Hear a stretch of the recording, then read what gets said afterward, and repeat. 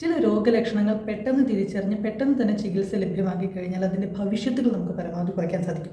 അങ്ങനെ ഒരു അവസ്ഥയാണ് സ്ട്രോക്ക് എന്ന് പറയുന്നത്. പൊതുവേ ഹൈപ്പർ ടെൻഷനുള്ള ആളുകൾ, ഒബേസിറ്റി ഉള്ള ആളുകൾ, ലൈഫ് സ്റ്റൈൽ ഡിസീസ് ഉള്ള ആളുകൾ ഇവർക്കാണ് സ്ട്രോക്ക് വരാൻ സാധ്യത കൂടുതൽ. നമ്മുടെ തലച്ചോറുള്ള ചെറിയ രക്തക്കുഴലുകൾ അവയിൽ പൊട്ടൽ സംഭവിക്കുകയും തലച്ചോറിൽ ക്ഷതം ഉണ്ടാവുകയും നമ്മൾ ജനറലി സ്ട്രോക്ക് എന്ന് പറയുന്നത്.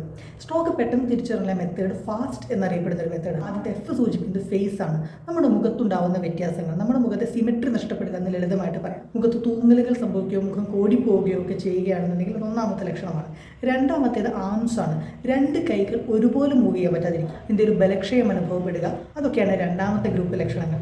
മൂന്നാമത്തേത് സ്പീച്ചാണ്. നമ്മുടെ സംസാരം ക്ലിയർ ആവാതിരിക്കും, നാവ് കുഴഞ്ഞ പോലെ ആയി പോവുകയാണെന്നുണ്ടെങ്കിൽ അതും സ്ട്രോക്ക് നമുക്ക് സംശയിക്കാവുന്നതാണ്. നാലാമത്തെ T എന്ന് പറയുന്നത് ടൈമാണ്. സ്ട്രോക്ക്, ഹാർട്ട് അറ്റാക്ക് പോലുള്ള എമർജൻസികളിൽ ഗോൾഡൻ അവേഴ്സ് എന്നറിയപ്പെടുന്ന ആദ്യത്തെ കുറച്ച് സമയം അത് വളരെ പ്രധാനപ്പെട്ടതാണ്. പൊതുജനങ്ങളുടെ അറിവിലേക്കായിട്ട് വീഡിയോ പരമാവധി ഷെയർ ചെയ്യുക. Thank you so much.